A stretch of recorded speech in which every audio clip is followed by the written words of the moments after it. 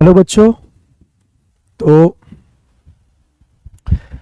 आज से आपकी क्लास को बहुत प्रॉपर तरीके से शेड्यूल कर दिया गया है ना। आई थिंक आप सब भी इसमें बहुत कंफर्टेबल होंगे। पहले नंबर ऑफ क्लासेस बहुत ज़्यादा हो जाती थी, अभी आप एकदम रिलैक्स होके कूल माइंड से पढ़ाई कर पाओगे। हम लोग का भी लोड कम हो गया, आपका भी प्रेशर कम हो गया। अब आप प्रॉपर तरीके से रिवीजन भी करेंगे, क्योंकि बहुत सारा सब्जेक्ट मुझे लगता है हर दिन कवर करना आपके लिए मुश्किल हो रहा था। अभी टाइमिंग हम लोग को अच्छा खासा मिलेगा, तो अब हम लोग ज़्यादा कंटेंट को भी कवर कर पाएंगे, है ना। तो बस अब आप सबको प्रॉपर तरीके से टाइम देके और बढ़िया से प्रैक्टिस करके पढ़ना है, ये आप दिमाग में याद रखना। क्योंकि अब आपको प्रॉपर टाइम मिलने वाला है रिवीजन करने के लिए भी, प्रॉपर टाइम मिलने वाला है पढ़ने के लिए भी, है ना। और आप सब चैट में रिप्लाई भी दिया करो, यस नो ओके हेलो, तो काफ़ी कंफर्टेबल रहता है, एक हेल्दी इंटरेक्शन बनता है, और फिर इंटरेक्शन करके पढ़ने पढ़ाने दोनों में मज़ा आएगा।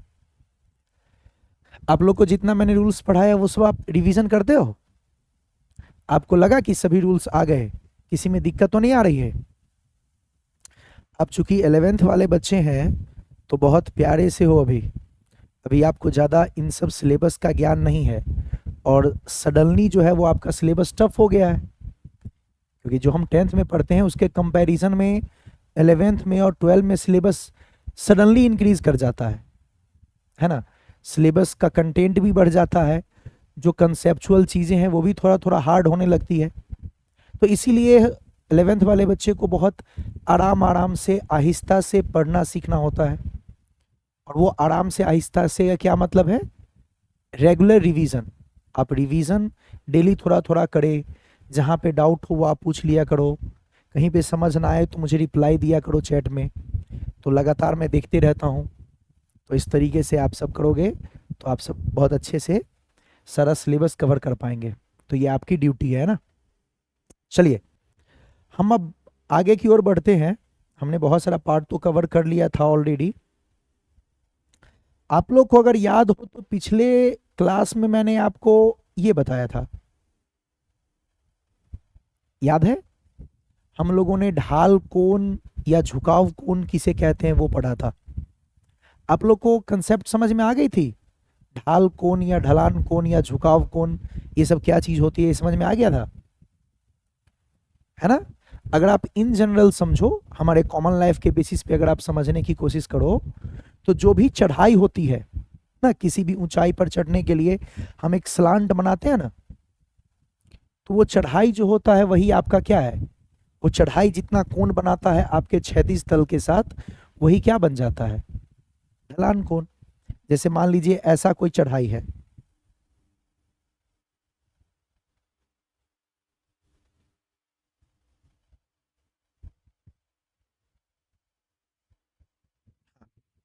ऐसा कोई चढ़ाई है, देखिए ऐसा, इस पे आप ऐसे ऐसे चल रहे हैं, ये ऐसे ऐसे चल रहे हैं, है ना। तो मैंने क्या कहा था, इसका जो कोण बनता है किसके साथ? धनात्मक एक्स अक्ष के साथ। किस दिशा में? वामावर्त दिशा में। वामावर्त समझते हो आप लोग? वामावर्त का मतलब होता है एंटी क्लॉकवाइज। आपको समझ में आ गया था पिछले क्लास में? वामावर्त का मतलब एंटी क्लॉकवाइज, घड़ी के विपरीत दिशा। एंटी क्लॉकवाइज का मतलब क्या हुआ? घड़ी का उल्टा। क्लॉकवाइज का मतलब होता है घड़ी का दिशा, जिस दिशा में घड़ी चलती है, और एंटी क्लॉकवाइज का मतलब होता है घड़ी क्या, घड़ी के विपरीत दिशा। तो वही मैंने आपको कहा था, इस एंटी क्लॉकवाइज को बोलते हैं वामावर्त दिशा। तो इसको हम लोग एंटी क्लॉकवाइज भी कहते हैं, घड़ी के विपरीत दिशा में। समझ रहे हैं आप? तो जो हमारा धनात्मक एक्स अक्ष होता है, अब इन जनरल आप समझ सकते हैं क्या, इन जनरल आप ये भी कह सकते हैं, ये क्षैतिज तल है, देखिए इसके साथ कुछ कोण बन रहा है, इसी कोण को हम लोग कहते हैं क्या? ढाल कोण या ढलान कोण। देख लीजिए, तो एकदम कंसेप्ट आपका क्लियर होना चाहिए, कहीं गड़बड़ी नहीं होनी चाहिए, ये बात आप ध्यान रखेंगे। नहीं आएगा तो पूछ लेंगे, बट इन चीजों को प्रैक्टिस करते रहना आपको।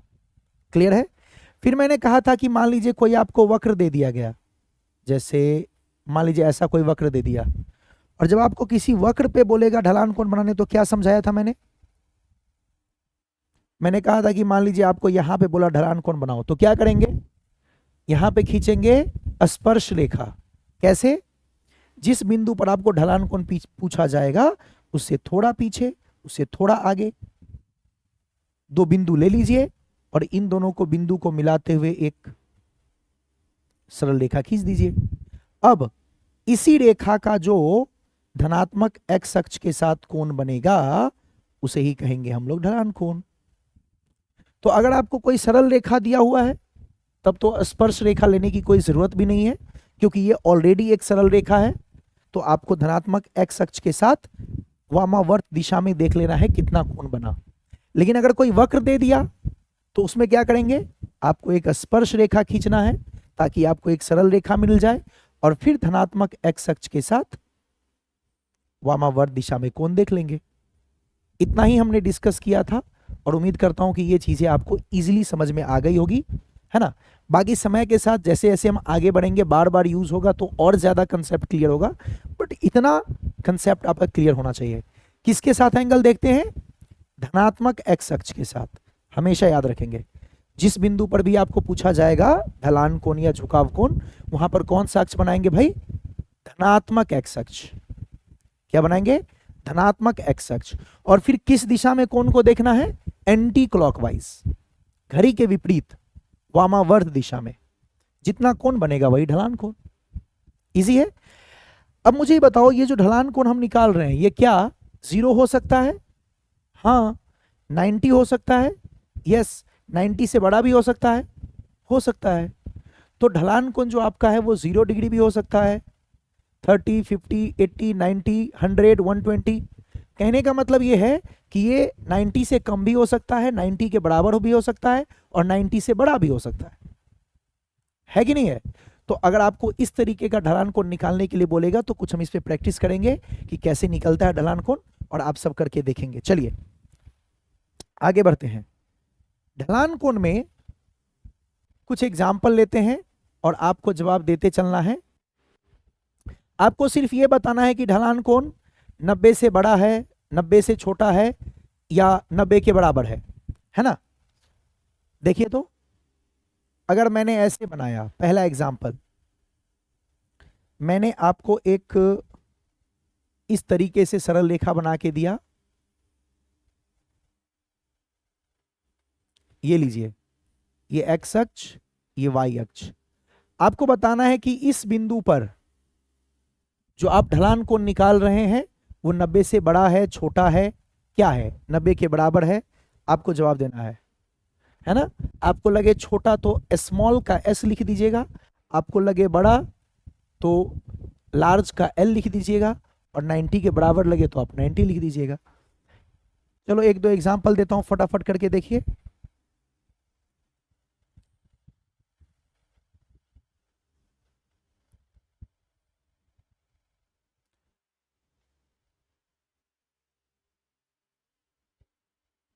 ये वाई अक्ष, ये एक्स अक्ष।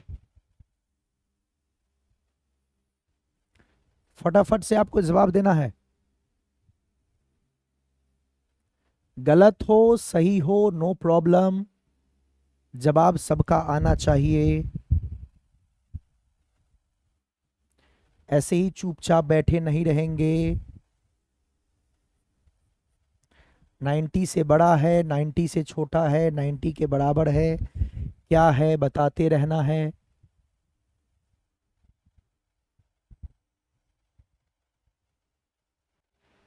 इसमें यहां निकाल के बताना है, इसमें यहां निकाल के बताना है, इसमें यहां निकाल के बताना है। देखिए करके।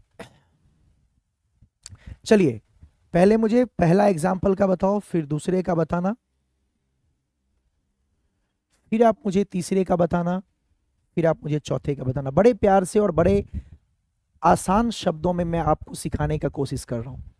मुझे बताइए पहले वाले में जो ढलान कोण है वो स्मॉल है कि लार्ज है,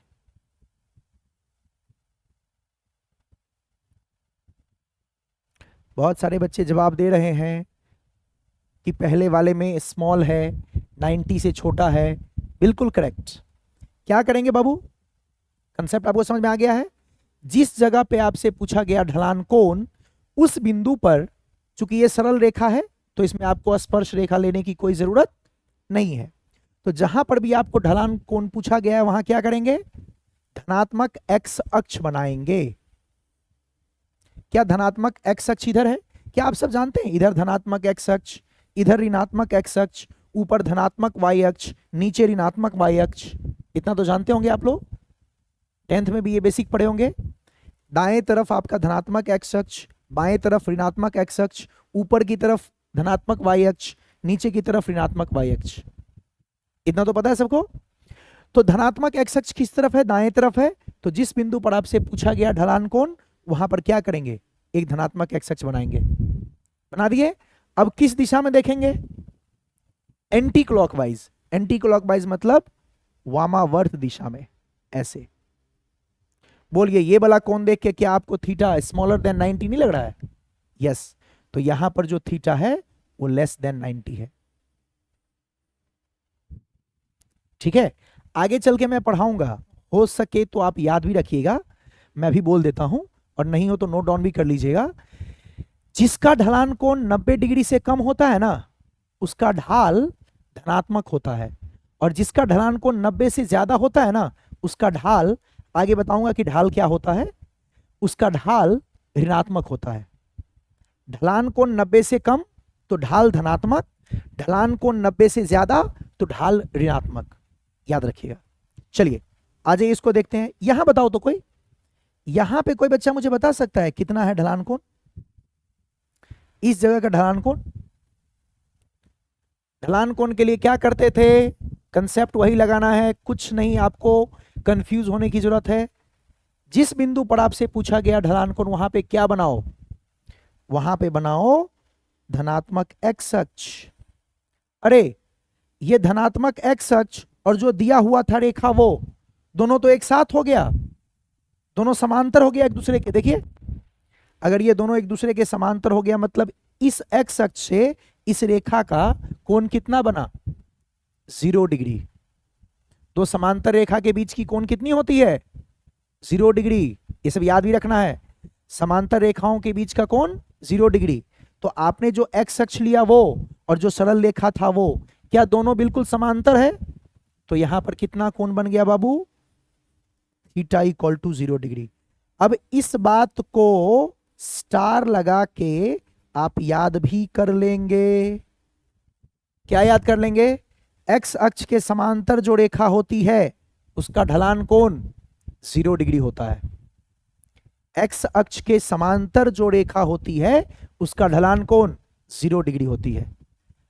कई जगह पे इसको सिर्फ लोग रट लेते हैं, बट नहीं, आप बना के भी देखेंगे तो आपको सेम आएगा। आप अगर डायग्राम ड्रॉ करके देखेंगे तब भी सेम आएगा। जिस बिंदु पर आपको ढलान कोण पूछा गया, क्या करते हैं, वहां पर आप खींचते हैं एक धनात्मक एक्स अक्ष। जब आप यहां पर धनात्मक एक्स अक्ष खींचेंगे तो ये और जो सरल रेखा हुआ था, दिया हुआ था, वो दोनों क्या एक समांतर हो गया, और दोनों अगर एक समांतर है तो कितना, 0 डिग्री। एक्स अक्ष के समांतर कोई भी रेखा दिया जाए तो उसका ढलान कोण 0 डिग्री, याद रहेगा। नेक्स्ट बताइए जल्दी से मुझे थर्ड, हर बच्चा थर्ड का जवाब खुद देगा। हाँ देखो राजकुमार ने बिल्कुल सही जवाब दिया है। थर्ड वाले में आप धनात्मक एक्स अक्ष खींचो और देखो कितना बना ढलान कोण, ऐसे। जब आपने एक्स अक्ष खींचा तो इसका वामवर्त दिशा में कोण देखेंगे भैया कितना लग रहा है, 90 डिग्री। इसको भी याद रखेंगे स्टार लगा के। क्यों सर, इसमें क्या स्टार वाली बात है, यह स्टार वाली बात है कि वाई अक्ष के समांतर अगर कोई रेखा है तो उसका ढलान कोण 90 डिग्री होता है। 2 पॉइंट याद रखेंगे, चाहे तो नोट डाउन कर ले। क्या, एक्स अक्ष के समांतर रेखा का ढलान कोण 0 डिग्री और वाई अक्ष के समांतर रेखा का ढलान कोण 90 डिग्री। आ जाइए क्वेश्चन नंबर 4 पे, यहां पर खींचिए, एक्स अक्ष बना दिए। अब बताइए इसका ढलान कोण, नीचे देखेंगे या ऊपर, याद रखेंगे एंटी क्लॉकवाइज, घड़ी के विपरीत दिशा में। घड़ी के विपरीत, आप जानते हैं ना घड़ी ऐसे चलता है, ये हो गया क्लॉकवाइज, और उसका उल्टा ऐसे, ये हो गया एंटी क्लॉकवाइज। घड़ी के विपरीत दिशा को वामावर्त दिशा बोलते हैं, और ये घड़ी के दिशा को क्लॉकवाइज या दक्षिणावर्त बोलते हैं, है ना। तो इसको बताइए क्या करेंगे। ये मैं ऐसे लेने वाला हूं, अब देख के बताओ ये 90 से बड़ा है कि 90 से छोटा है। ये 90 से बड़ा या 90 से छोटा। अगर यहां पर आप देखेंगे थीटा, तो ये होगा ग्रेटर देन 90 डिग्री। एकदम सिंपल, इजी और इंटरेस्टिंग कंसेप्ट। बढ़िया से इसको देखिए, कहीं डाउट है मुझे पूछिए। एक्स अक्ष के समांतर हो 0 डिग्री, वाई अक्ष के समांतर हो 90 डिग्री, और बाकी में तो आप डायग्राम ड्रॉ करके देख लोगे कि 90 से छोटा है कि 90 से बड़ा है। इजी है। अगर यहां तक होता ऐसे तो ये 90 होता, तो ये 90 से बड़ा है। आई होप आपको थोड़ी थोड़ी बातें समझ में आई है। तो इस तरीके से हम निकालते हैं किसी का भी ढलान कोण। जिसका भी ढलान कोण बनेगा आप 2 सेकंड में निकाल सकते हो। एक और बात, सरल रेखा के सभी बिंदुओं पर ढलान कोण समान रहती है। नोट डाउन करके लिख लेंगे, सरल रेखा के सभी बिंदुओं पर ढलान कोण समान रहती है। सरल रेखा के सभी बिंदुओं पर ढलान कोण समान रहती है, चाहे आप यहां निकाले चाहे आप यहां निकाले, समान रहेगा। वक्र में ऐसा नहीं होगा, कोई कर्व दिया जाएगा तब ऐसा नहीं होगा, लेकिन सरल रेखा है तो ऐसा होगा। सरल रेखा के सभी बिंदुओं पर ढलान कोण समान रहती है। एक्स अक्ष का ढलान कोण 0 होता है, वाई अक्ष का ढलान कोण 90 डिग्री होता है, और 90 डिग्री से बड़ा भी हो सकता है। जिसका 90 डिग्री से बड़ा ढलान कोण होता है ना, उसका ढाल ऋणात्मक, और जिसका 90 डिग्री से छोटा ढलान कोण होता है उसका ढाल धनात्मक।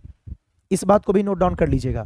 ढाल अभी आप नहीं पढ़े, आगे पढ़ाऊंगा, बट पहले से आपके माइंड में होगा तो आपको समझ में ज्यादा अच्छे से आएगा।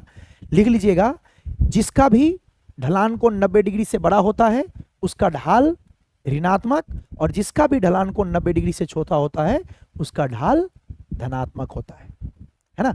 तो ये 2 पॉइंट याद रखिएगा। बाकी आपको जो असाइनमेंट मिलेगा उसमें लिखा होगा, बट ये सब कंसेप्ट आपको आना चाहिए। चलिए, रैंडमली एक क्वेश्चन और दे रहा हूं, आप सब मुझे जवाब देना। 5th क्वेश्चन, जल्दी से मुझे आधा सेकेंड में जवाब दीजिएगा आप सब, कि ये जो मैं आपको दे रहा हूं इसका ढलान कोण धनात्मक है या ऋणात्मक। एक यहां निकाल के बताइएगा, एक यहां निकाल के बताइएगा। दोनों जगह आपको बताना है धनात्मक है, सॉरी धनात्मक बोल रहा हूं, 90 से बड़ा है या 90 से छोटा है।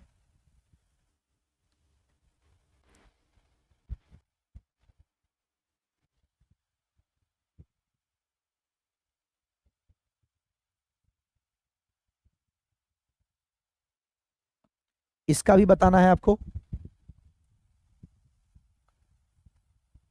इस जगह भी निकालना, इस जगह भी निकालना, और निकाल के बताना मुझे कि जो ढलान कोण है वो 90 से बड़ा है कि छोटा है। पहले मुझे बताइए, सरल रेखा है तो क्या दोनों बिंदु पर ढलान कोण समान होगा? क्या सरल रेखा है तो दोनों बिंदु पर ढलान कोण समान होगा? यस और नो? यस, बिल्कुल सही जवाब आप सबने दिया है। वेल डन रिया, वेल डन राज। यहां पे बनाएंगे एक हम धनात्मक एक्स अक्ष, और यहां पर देखेंगे कोण। क्या दिखा? हाँ, लेकिन याद रखेंगे घड़ी के विपरीत दिशा में ही देखना है, एंटी क्लॉकवाइज। बोलिए ये थीटा 90 से बड़ा या छोटा? थीटा 90 से बड़ा। क्या यहां पर भी सेम होगा? अभी आपको बोला गया था सरल रेखा में ढलान कोण सेम ही रहेगा, तो यहां पर भी आप देखेंगे तो सेम ही बनने वाला है। उसी तरीके से यहां पर देखिए,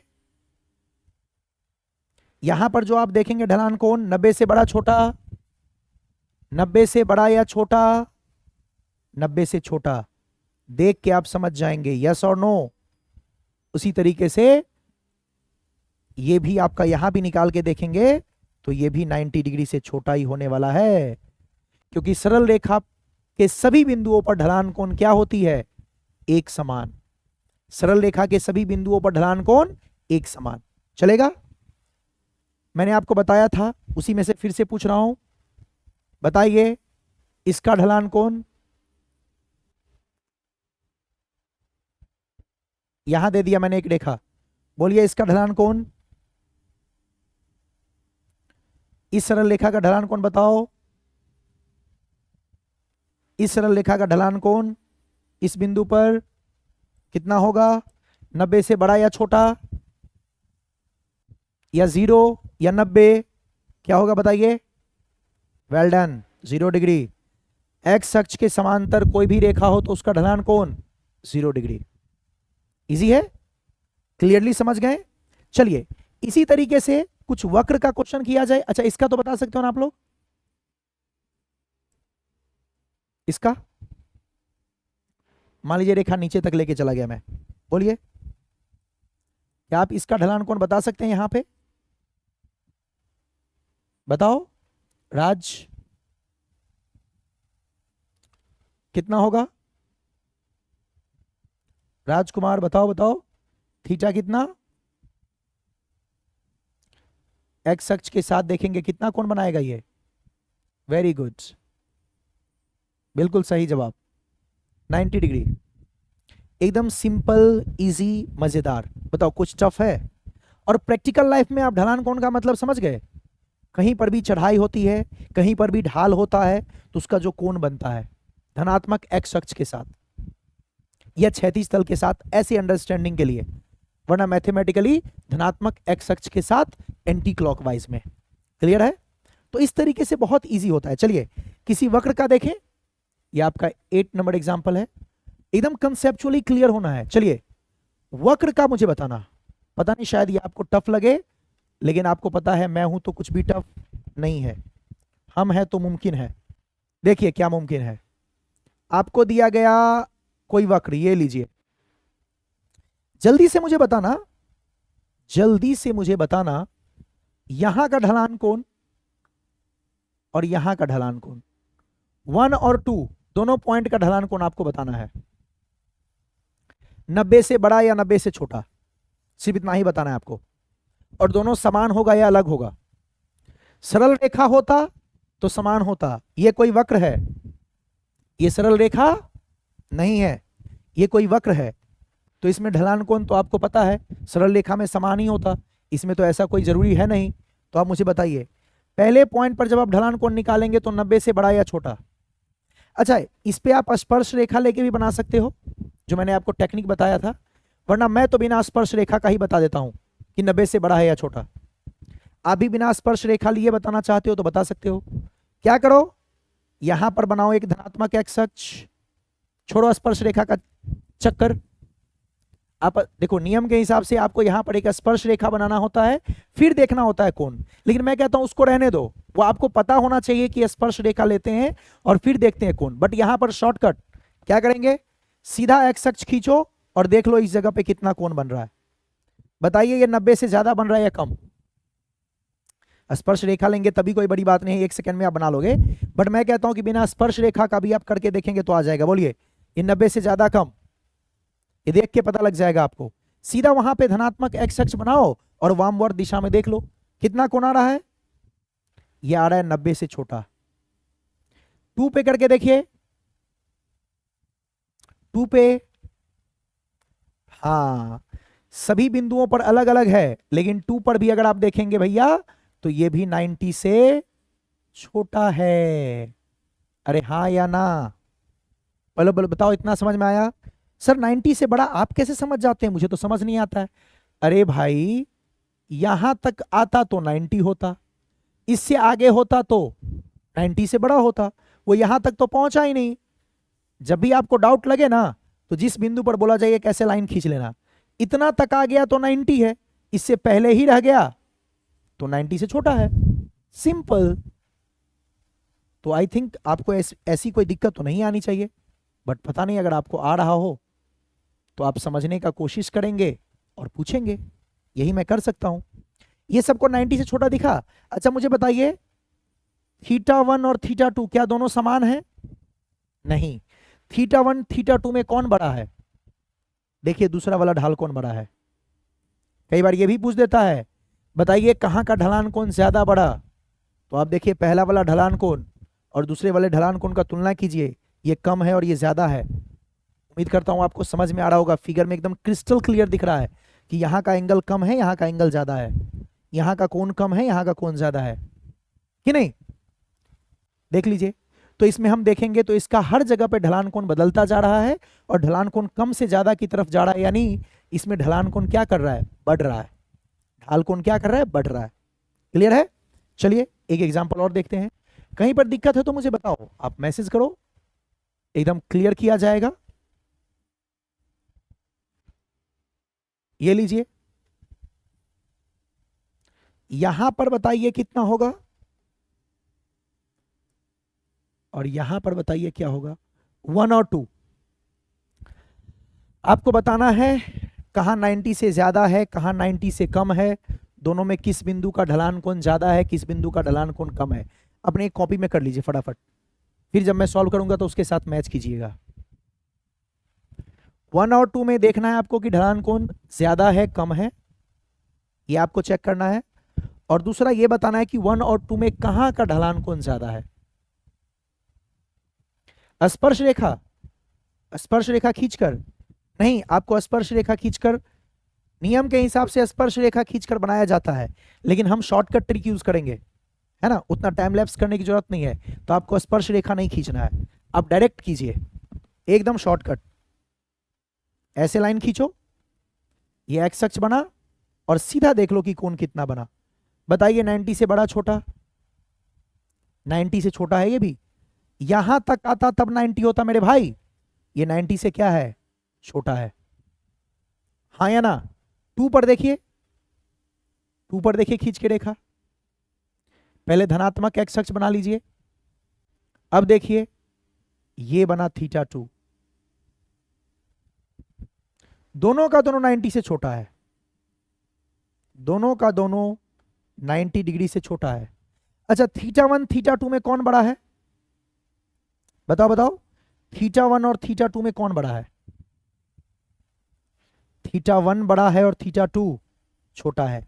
पिछले वाले क्वेश्चन में आपको याद है क्या हुआ था, पिछले वाले क्वेश्चन में दोनों 90 से छोटा था लेकिन 2 बड़ा था 1 से, और इस वाले क्वेश्चन में क्या हो रहा है, इस वाले क्वेश्चन में क्या हो रहा है, दोनों 90 से छोटा है लेकिन 1 बड़ा है 2 से।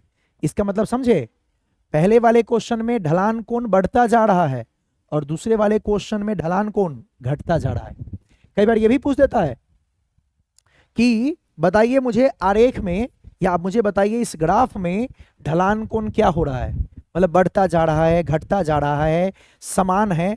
तो अगर आप सेकंड, ये वाला जो क्वेश्चन है देखो 10th नंबर क्वेश्चन, इसमें देखिए θ1 बड़ा था θ2 छोटा था, इसका मतलब क्या हुआ, जैसे जैसे हम आगे बढ़ रहे हैं ग्राफ के साथ वैसे वैसे ढलान कोण घटता जा रहा है। और इस वाले में देखिए 1 से 2 की तरफ आप जैसे जैसे बढ़ते जा रहे हैं वैसे वैसे ढलान कोण बढ़ता जा रहा है। यस और नो, इजी है कि नहीं। चलिए एक क्वेश्चन और करके देखते हैं आपकी खुशी के लिए, और जो सिखाया जा रहा है वो याद भी रखना है, इतना मेहनत से आपको सिखाया जा रहा है और आप भी मेहनत करके सीख रहे हो, तो आपकी जिम्मेदारी है कि आप याद रखेंगे। ये लीजिए, बताइए, आपको बताना है, चलिए यहां पे लेते हैं 0.1, मान लेते हैं ऐसे जा रहा है ये, और यहां पे लेते हैं 0.2, ठीक है। और आपको बताना है 1 और 2 में ढलान कोण 90 से बड़ा या छोटा, और ढलान कोण बढ़ा या घटा, दोनों आपको बताना है। चलिए आपके पास 1 मिली सेकेंड का टाइम है, जल्दी से कीजिए, बोलिए 1 का ढलान कोण ज्यादा कम, 90 से ज्यादा कम, ज्यादा है,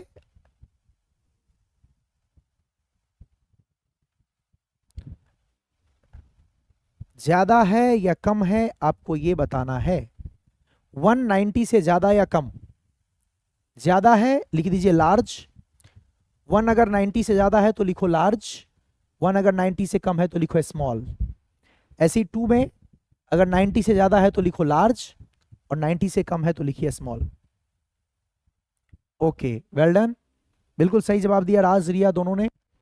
हाँ, अगर आप यहाँ एक्स अक्ष बनाएंगे इसका मतलब आप बहुत अच्छे से समझ गए हो, वेरी गुड। देखिए ये 90 से ज्यादा है। कुछ बच्चे को डाउट होता है कैसे सर, आप कैसे समझते हैं कि 90 से ज्यादा है? अरे भैया यहाँ पे एक लाइन ड्रॉ करके देख लो, ज्यादा आपको दिक्कत हो रहा है तो जो भी एक्स अक्ष है उस पर बिल्कुल जो आप वाई अक्ष के समांतर लाइन खींचोगे वही तो 90 डिग्री का कोण बनाता है, तो खींच लो। अब आप देखो जो आपने कोण लिया है वो इस लाइन के आगे गया कि नहीं, ज्यादा है 90 से। वैसे दिख भी जाता है बट जिसको दिक्कत है वो ऐसे देख सकता है कि नहीं। तो ये 90 से क्या है, ये 90 से है ज्यादा। ये क्या है 90 से ज्यादा। अच्छा 2 पे बताइए, 2 पे फिर से खींचना पड़ेगा एक्स अक्ष। अब देखिए वैसे तो वक्र का जब भी निकालते हैं ढाल तो स्पर्श रेखा खींच के देखते हैं, बट मैं तो कहता हूं ये टेक्निक यूज करो, काफी इजी है, टाइम बचेगा आपका। बोलिए इसकी अगर बात की जाए तो 2 बताइए। सर 2 तो और ज्यादा है, बिल्कुल 2 भी 90 डिग्री से ज्यादा है। अच्छा कोई बच्चा बताओ 1 में और 2 में किसका ढलान कोण ज्यादा? 1 और 2 में कौन बड़ा? 1 और 2 में कौन बड़ा? मैं वेट कर रहा हूं, आपको जवाब देना पड़ेगा। जनता जवाब चाहती है, मुझे नहीं चाहिए। हाँ वेल डन राजकुमार, 2 ज्यादा है, वेरी गुड, 2 ज्यादा है इस बार 1 के कंपैरिजन में। ये सीख गए मतलब आप सब सीख गए, अब आप कभी नहीं फंसोगे किसी भी क्वेश्चन में। वक्र वाला करने आ गया मतलब सब आ गया। इसका मतलब यह है कि जैसे जैसे ये ग्राफ बढ़ रहा है वैसे वैसे ढलान कोण भी बढ़ता जा रहा है, इंक्रीजिंग है। Very good, superb. अच्छा किसी बच्चे को संदेह हो रहा है कि नहीं सर मैं कैसे मानूं, तो देखो अगर ऐसा आपको दिक्कत हो ना तो आप एक काम किया करो, देखो मैं ये रेड लाइन से बना रहा हूं, इसको देखना। यहां पर एक ना ऐसे एक्स अक्ष पे लंब रेखा खींच लो और यहां पर भी आप एक्स अक्ष पर एक लंब रेखा खींच लो। अब आप खुद देख लो किसमें ज्यादा कोण है।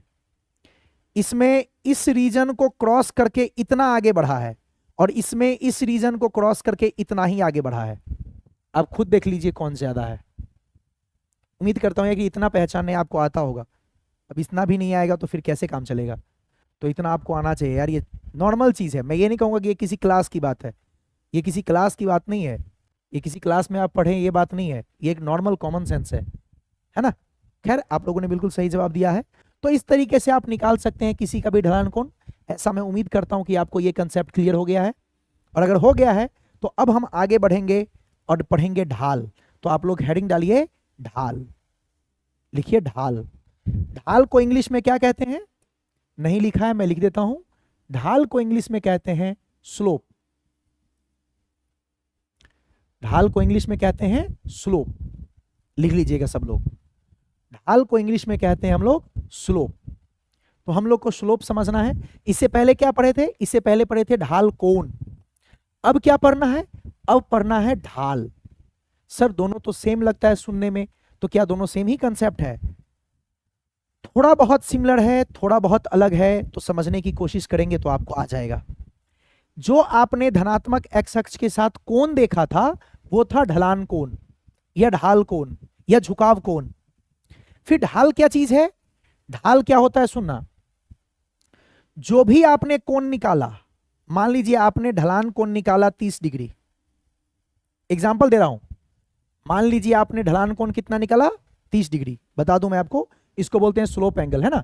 तो मान लीजिए आपने ढलान कोण निकाला या ढाल कोण निकाला, जो मर्जी है बोल दो। मान लीजिए आप लोगों ने ढाल कोण निकाला कितना डिग्री? 30 डिग्री। तो आपको पता है कि ढाल क्या होता है? पहली बात, ढाल का संकेत क्या होता है बाबू? Small M. ढाल का संकेत क्या लेंगे? Small M. तो कोई आपसे पूछे ढाल बताओ भाई, यानी स्मॉल एम यानी स्लोप, तो सुनना क्या करना। आप लोगों ने साइन कॉस टेन नाम सुना है? Sine theta, cos theta, tan theta, cosec theta, sec theta, सब नाम सुने हो? अगर आपने नाम सुना है तो इसमें जो टेन थीटा होता है कौन सा लेना है? साइन कॉस नहीं, टेन। एन थीटा को ही हम लोग बोलते हैं ढाल। खत्म। तो बोलिए यहां पे थीटा कितना था आपका? 30। तो थीटा की जगह 30 रखेंगे और इसका वैल्यू जो होगा वही कहलाएगा ढाल। और उम्मीद करता हूं कि इसका वैल्यू आप सबको याद होगा 1/√3। क्या आपको थोड़ा बहुत समझ में आया? मैं ज्यादा का उम्मीद भी नहीं कर रहा हूं। कभी भी आपसे कोई पूछे ढाल, कोई भी आपसे क्या पूछे ढाल, तो आप समझ जाओ कि आपको क्या निकालना है, टेन थीटा। क्या निकालना है? Tan theta. यानी अगर आपको कोई रेखा दिया जाए, यानी किसी भी रेखा का कोई भी रेखा दिया जाता है जिसका ढलान कोण आपको पता है, तो आप उसका निकाल दीजिए क्या, टेन थीटा।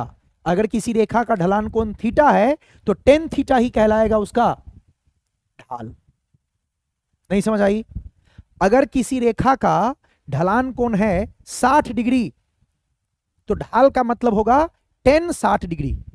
टेन 60 डिग्री का जो मान होगा वही कहलाएगा उसका ढाल। यानी किसी रेखा का ढलान कोण अगर थीटा है तो उसका जो क्या, उसका जो ढाल है वो टेन थीटा होगा। यानी आप देख लीजिए पूरा क्लियर लिखा हुआ है। यदि किसी रेखा का ढलान कोण दिया हुआ है आपको थीटा, यदि किसी रेखा का ढलान कोण आपको दिया हुआ है थीटा, तो उसका स्पर्श ज्या का मतलब टेन थीटा। टेन थीटा को हिंदी में कहते हैं स्पर्श ज्या, याद रहेगा, स्पर्श ज्या कहते हैं टेन थीटा को। तो उसका जो टेन थीटा है उसी को ढाल कहते हैं। हाँ या ना? यदि किसी रेखा का ढलान कोण या ढाल कोण थीटा है तो उसके टेन थीटा यानी उसके स्पर्श ज्या को ढाल कहते हैं। याद हो गया? यस और नो बोलो। यदि किसी रेखा का ढलान कोण थीटा है तो उसके स्पर्श ज्या यानी टेन थीटा को ढाल कहते हैं। याद हुआ सबको? कोई आपसे पूछेगा ढाल क्या होता है, बता दोगे? टेन थीटा बोलना। अगर ढलान कोण थीटा है तो टेन थीटा होगा उसका ढाल। इजी। किसी रेखा का ढलान कोण यदि थीटा है तो उसका स्पर्श ज्या टेन थीटा को ढाल कहते हैं।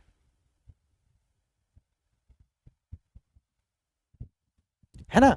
तो किसी रेखा की अगर ढलान कोण हो दी गई, किसी रेखा का ढलान कोण अगर आपको दिया जाए, किसी भी रेखा का अगर आपको ढलान कोण दिया जाएगा तो उसके टेन थीटा यानी टेन थीटा को क्या कहते हैं हिंदी में? याद भी रखना है।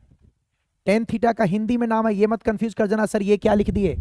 टेन थीटा का ही हिंदी में नाम है स्पर्श ज्या। शायद आप लोग जानते भी होंगे, बहुत सारे बच्चों हिंदी मीडियम में आप पढ़े हो तो आप जानते होंगे टेन थीटा को क्या बोलते हैं, स्पर्श ज्या। तो जो टेन थीटा है, जो स्पर्श ज्या है, उसी को हम लोग कहते हैं क्या, ढाल। तो लिखा क्या गया है, किसी रेखा ढलान कोण की, मतलब कोई रेखा है जिसका ढलान कोण है, तो किसी रेखा ढलान कोण की टेन थीटा को ढाल कहते हैं। यानी उसके स्पर्श या टेन थीटा को क्या कहते हैं, ढाल कहते हैं। मतलब किसी रेखा का अगर ढलान कोण दिया जाए थीटा तो उसका टेन थीटा या उसका स्पर्श ज्या ही उसका कहलाता है ढाल। क्लियर? एकदम क्रिस्टल क्लियर। यानी अगर मुझे कोई पूछे कि बताइए कि भैया क्या चीज होती है ढाल, तो क्या मैं बोल सकता हूं, वापस लिख रहा हूं मैं, इतने बार लिखो कि आपको याद हो जाए। ढाल का मतलब क्या, टेन थीटा। अगर किसी का ढलान कोण थीटा है तो टेन थीटा होगा उसका ढाल। तो मुझे बताओ एकदम ओरली से फटाफट जवाब देना। बोलो 60 डिग्री ढलान कोण है तो उसका ढाल क्या होगा? 60 डिग्री ढलान कोण है तो उसका ढाल क्या होगा? बता दो बता दो। 60 डिग्री ढलान कोण है तो उसका ढाल क्या होगा? जितना डिग्री आपको दिया गया उसको रख दीजिए 10 के साथ। बिल्कुल सही। यस और नो? अगर आपको 60 डिग्री दिया जाएगा तो ढाल क्या होगा? 1060। 1060 का मतलब उसका वैल्यू बताइए, √3। हाँ या ना? चलो आप मुझे बताओ, आप लोग को जवाब देना है। अगर किसी का ढलान कोण है 45 डिग्री, बोलिए उसका ढाल। ढलान कोण है 45 डिग्री, बोलिए उसका ढाल।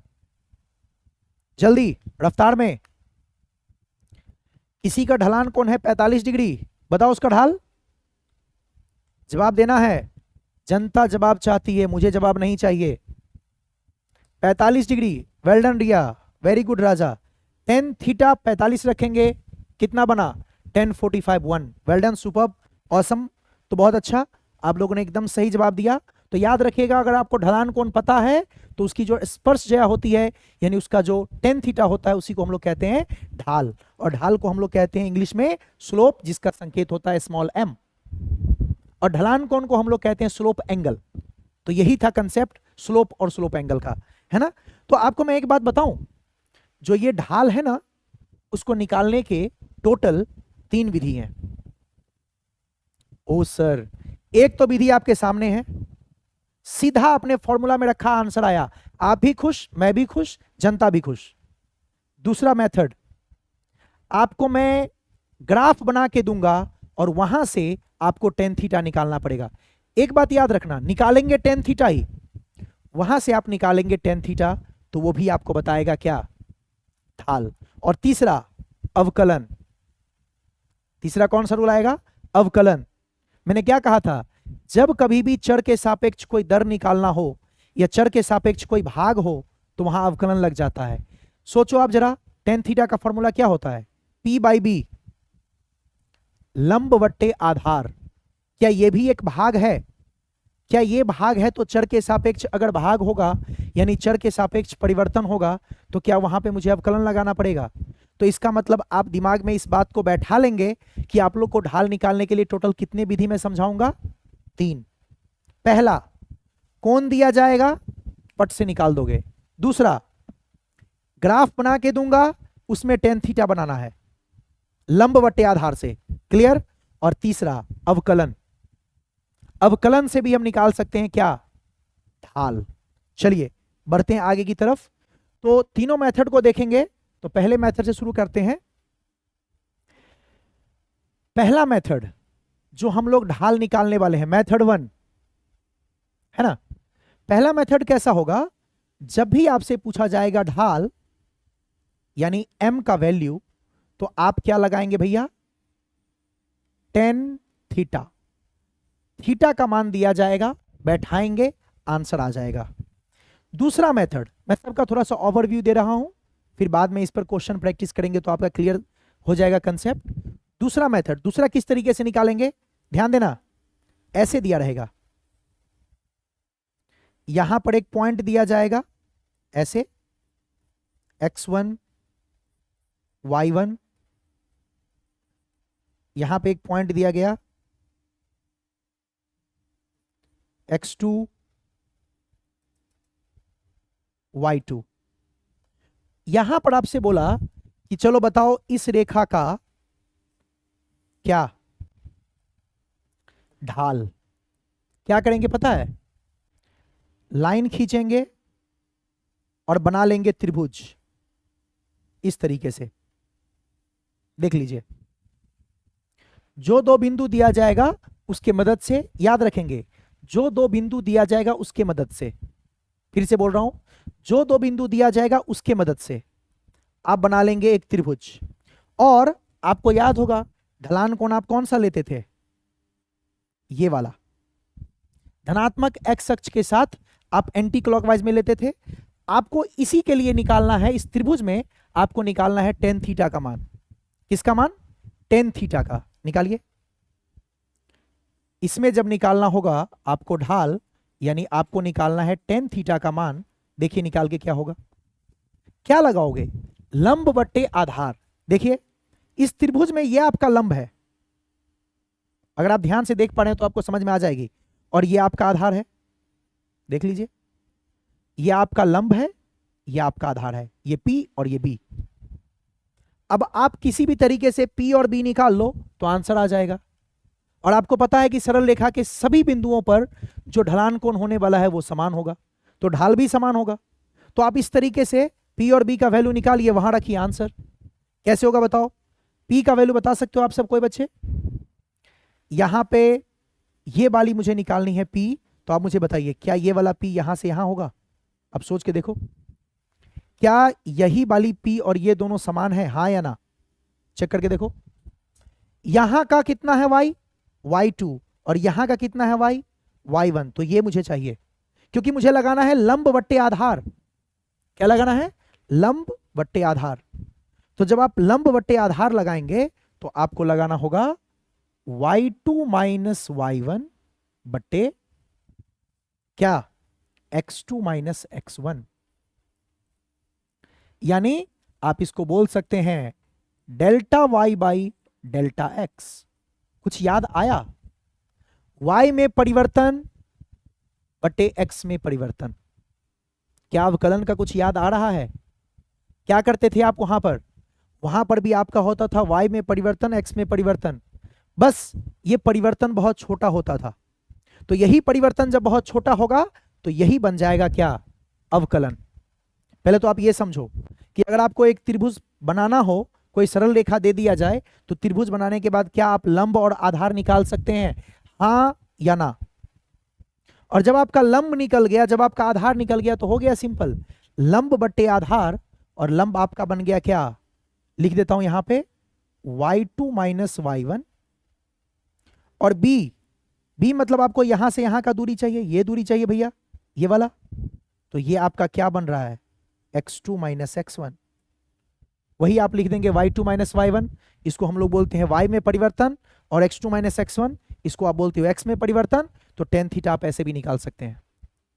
और यही x और y का परिवर्तन बहुत छोटा हो, डेल्टा y डेल्टा x क्या हो, छोटा, बहुत छोटा। चलो तो आप इसको क्या लिख देंगे, डेल्टा y बन जाएगा dy और डेल्टा x बन जाएगा dx, और तब आप बड़े प्यार से कहोगे m equal to tan theta equal to dy by dx। और ये क्या चीज है, अवकलन। सर ये तो बहुत घूम घूम के कहीं से कहीं पहुंच जा रहा है, ऐसा होगा, लेकिन ये आपके लिए फर्स्ट टाइम है, इसलिए मे भी आपको टफ लगे, लेकिन इसको आप मल्टीपल टाइम देखोगे, सोचोगे, समझोगे, आपके लिए सब कुछ बहुत आसान हो जाएगा। और आपको पता है सिलेबस तो मैंने बनाया है नहीं कि मैं किसी चीज को हटा दूं, किसी चीज को छोड़ दूं, तो आपको ये सारी चीजें सीखनी पड़ेगी, पढ़ना पड़ेगा। बस नहीं पता है उसको मैं बहुत आराम से बता सकता हूं, बाकी पढ़ना आपको पड़ेगा, याद आपको रखना पड़ेगा। जब y और x में परिवर्तन आ ही गया, ये y और x का भाग हो ही गया, तो ये अवकलन तो बन ही जाएगा। जब भी कोई चर आएगा उसके सापेक्ष निकालना होगा, ये बन जाएगा अवकलन। चर के सापेक्ष जब आप दर निकालते हैं तो क्या बन जाता है, अवकलन। दर का मतलब क्या, भाग देना, तो हो तो रहा है यहां भाग। और वैसे भी टेन थीटा के फॉर्मूला में क्या था, लंब बट्टे आधार, वो भाग ही तो है। तो जब लंब बट्टे आधार भाग बन के आ गया आपके सामने, तो भाग अवकलन तो बन ही जाता है, अगर परिवर्तन बहुत छोटा हो तब। और आप जानते हैं परिवर्तन छोटा तो कर ही सकते हैं हम। तो जब कभी भी चर के सापेक्ष छोटा परिवर्तन आपको दिखे, या चर के सापेक्ष कोई परिवर्तन दिखता है, वो बन जाता है अवकलन। और चर के सापेक्ष जो दर होता है उसको अगर आप अवकलन कहते हो, तो यहां पर भी देखिए, दर मतलब क्या, भाग देना। आप बेसिकली समझो, दर कभी भी निकालना हो मतलब भाग देना है। तो यहां पर भी y का x के साथ भाग हो रहा है, अगर ये बहुत छोटा है तो dy dx बन गया अवकलन। तो जब छोटा परिवर्तन होता है तो वही आपका अवकलन का रूप ले लेता है। लेकिन हां, निकालना तो भाग ही है, यस और नो। चर के सापेक्ष परिवर्तन के दर को क्या कहते हो आप, अवकलन ही तो कहते हो। वही कहानी यहां पे हो रही है। तो यहां पर भी भाग है, तो भाग है तो अवकलन बन जाएगा। याद रखना, जितना भी भाग के रूप में आपको दिखता है ना फॉर्मूला, वो कभी ना कभी अवकलन बन ही जाता है। यानी जहां जहां आपको भाग दिखे, आप समझ सकते हैं कि वहां अवकलन बनाया जा सकता है। तो बन गया। फिर से एक बार इस डायग्राम को देखिए, इसका मान दिया हुआ है यहां y, और इसका मान दिया है यहां y2, मतलब y1 y2, दोनों का अंतर ये निकल गया लंब। ऐसी तरीके से यहां पे दिया हुआ है x1, यहां पे दिया है x2, दोनों का अंतर बन गया डेल्टा x। टेन थीटा मुझे निकालना था, क्यों सर मैं टेन थीटा नहीं निकालूंगा, मैं तो साइन थीटा निकालूंगा। भाई ढाल जब भी निकालना हो तो क्या निकालते हैं, टेन थीटा, अभी पढ़े थे आप। ढाल का मतलब क्या, टेन थीटा का मान। तो जब भी आप टेन थीटा का मान निकालेंगे तो आपको लंब बट्टे आधार लेना है, तो बन जाएगा y2 माइनस y1 बट्टे x2 माइनस x1, यानी delta y by delta x। और तीसरा तरीका अवकलन, डेल्टा y डेल्टा x बहुत छोटा हो, डेल्टा y डेल्टा x बहुत छोटा हो, तो ये बन जाएगा tan theta equal to dy by dx। और हम जानते हैं dy बाय dx अवकलन होता है, यानी टेन थीटा का मान यानी ढाल का मान dy बाय dx यानी अवकलन से भी निकाला जा सकता है। यस और नो। इजी लगा? तो टोटल कितने मेथड यहां पे निकल के आ जाएंगे? 3। पहला तो ये, दूसरा तो आपने देखा ये direct delta y by delta x, और ये तीसरा बना, आप चाहो तो यहां पर ही लिख सकते हो, ये आपका मेथड 3, ये वाला m बराबर टेन थीटा बराबर dy बाई डी एक्स अवकलन। 3 तरीके से निकालेंगे आप ढाल। टेन थीटा का मान डायरेक्ट देगा, मान रख देंगे। आपको ग्राफ दिया रहेगा तो आप लंब बट्टे आधार लगा लेंगे, और अगर आपको कोई चर के सापेक्ष फलन दे दिया गया तो आप उसमें उसका अवकलन करेंगे। कोई भी फलन दिया जाएगा तो आप उसको चर के सापेक्ष अवकलन करेंगे और वहां से भी निकल जाएगा ढाल। तो ये 3 तरीके से आप निकालेंगे, और तीनों टाइप के क्वेश्चन को प्रैक्टिस करना है, सीखना है और याद रखना है। आपको बहुत काम आएगा और आपको बहुत फायदा मिलेगा चीजें अगर आपको याद रहेंगी तो। चलिए, तो तीसरा मेथड क्या लगाएंगे? जब डेल्टा वाई डेल्टा एक्स बहुत छोटा हो तो ये टेन थीटा बन जाएगा d y by d x. यही सिंपल सा कंसेप्ट है ना? आप कहोगे तो मैं अलग से भी दिखा सकता हूं। थर्ड मेथड अगर आप अलग से देखना चाहते हो तो ऐसे लिख लो। मान लीजिए आपको कोई दे दिया गया, कोई वक्र दिया गया, देख लीजिए ऐसा, बोला यहां पे ढाल बताओ, है ना? तो क्या करेंगे? यहां से थोड़ा ऊपर थोड़ा नीचे एक स्पर्श रेखा आप खींचते थे, यहां पर निकालना है मुझे ढाल, यही कोण मुझे निकालना है। ये हो गया ढलान कोण, इसको मैंने थीटा मान लिया। अब यहां पर मैं कहता हूं कि x का परिवर्तन y का परिवर्तन बहुत छोटा है, y का परिवर्तन बहुत छोटा तो dy, x का परिवर्तन बहुत छोटा तो dx। और यहां पर जब आप निकालेंगे ढाल, यानी जब आप यहां पे निकालेंगे m, तो जब यहां पे निकालेंगे टेन थीटा, और जैसा कि आपने देखा ये था delta y by delta x, और ये बहुत छोटा होगा तो क्या बन जाएगा भैया? dy by d x. Delta y and delta x बहुत छोटा हो तो ये बन जाएगा tan theta equal to delta y बन जाएगा dy और डेल्टा x बन जाएगा dx, और ये बन जाएगा आपका अवकलन। अवकलन से भी हम ढाल निकाल सकते हैं, आप चाहे तो अलग करके ऐसे लिख लें तब भी काम चलेगा। जब आप छोटे बिंदु के लिए देखेंगे तो आपको लगाना पड़ेगा dy बाई डी एक्स।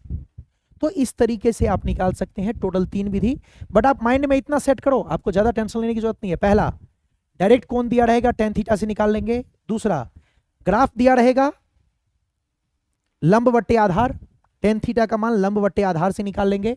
और तीसरा, अगर ये लंब और आधार बहुत छोटा रहेगा, यानी इसका जो परिवर्तन है वो बहुत छोटा होगा, तो डायरेक्ट अवकलन लगा लेंगे dy बाई डी एक्स। तीनों टाइप के क्वेश्चन करेंगे तो आपको खुद समझ में आ जाएगा कैसे लगाना होता है, बट यही इसका थ्योरी है। तो टोटल कितने मेथड हम निकालने वाले हैं ढाल? 3। टोटल आपको 3 मेथड लगाना होगा ढाल निकालने के लिए। कितने? 3। ठीक है, तो चलिए कुछ करके देखते हैं। क्वेश्चन पे आते हैं हम लोग, और मैं आपको जो क्वेश्चन दे रहा हूं फटाफट क्वेश्चन है, लिखिए, लिख लीजिए।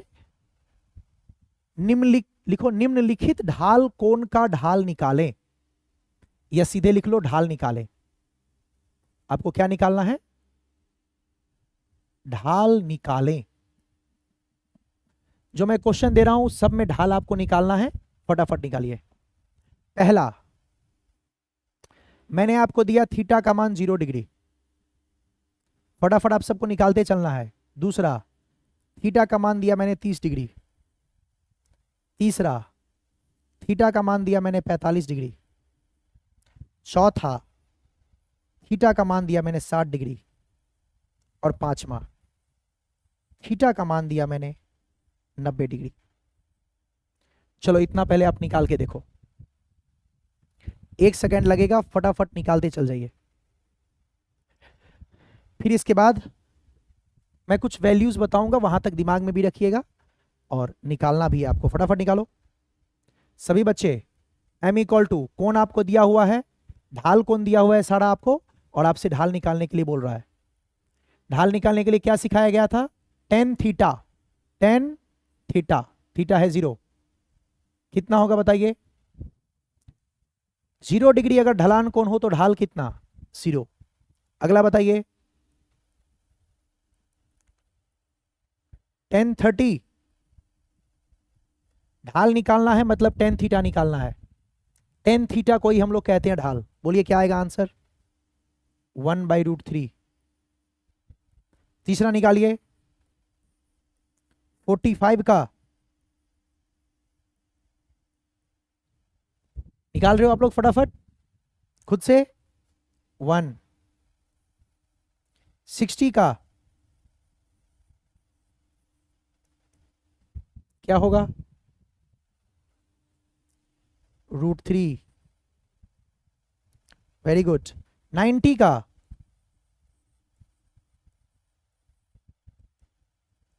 क्या निकालेंगे? बताओ बताओ। tan 90 क्या लेते हैं? इन्फिनिटी। क्या आपको कोण दिया रहेगा आप फटाफट निकाल लोगे? यस।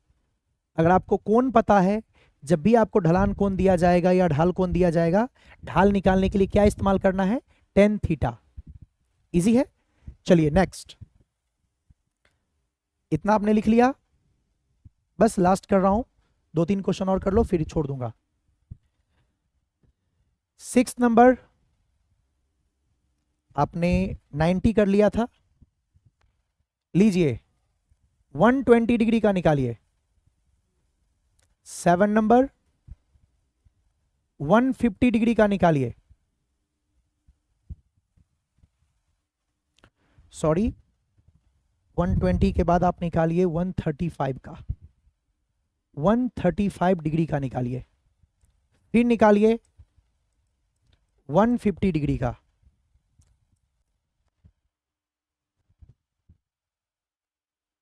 बस कर लो आप इतना ही जल्दी से। यहां पर भी आपको क्या लगाना है? tan 120। अब tan 120 का वैल्यू अगर आपको याद है तब तो आप क्विकली लिख दो, और नहीं याद है तो शायद आपको इतना बेसिक तो पता होगा कि आप इसको लिख सकते हैं tan 180 - 60। नहीं आता है तो सीखना है, आता है तो बहुत अच्छी बात, नहीं आती है तो इसको समझेंगे सीखेंगे, ठीक है। tan 120 दिया है, क्या करेंगे आप? तो tan 120 को लिख सकते हैं 180 - 60। सोच के देखो, 180 में से आप 60 घटाएंगे तो 120 ही तो होगा। अब ये क्या बन जाएगा? ये बन जाएगा -tan 60। और बताइए -tan 60 का अभी आप निकाले थे √3, तो इसका हो जाएगा -√3। अब क्वेश्चन है, क्या सर ढाल ऋणात्मक भी होगा? बिल्कुल होगा, देखिए आपके सामने है। कहा तो था मैंने आपको, ढाल धनात्मक भी हो सकता है, ढाल शून्य भी हो सकता है, ढाल ऋणात्मक भी हो सकता है। तो कोई बड़ी बात नहीं है, तो आपको याद रखना है ये बात सब। नेक्स्ट आगे बढ़िए। अगला खुद से करके देखो, जैसे मैंने बताया है उसी ट्रिक से आप खुद लगाइए, सिर्फ छापने से काम नहीं चलेगा। 135 के लिए खुद से कीजिए, देखिए करके। आपके पास 1 सेकेंड का वक्त है। क्या लिखोगे? tan थीटा, tan 135 है तो क्या लिख सकते हैं? 180 - 45। क्या बन जाएगा? -tan 45। कितना हो जाएगा? -1। उम्मीद करता हूं अगर आपको आ गया है तो ये वाला लास्ट आप खुद से कर लो जल्दी से, 1 सेकेंड में।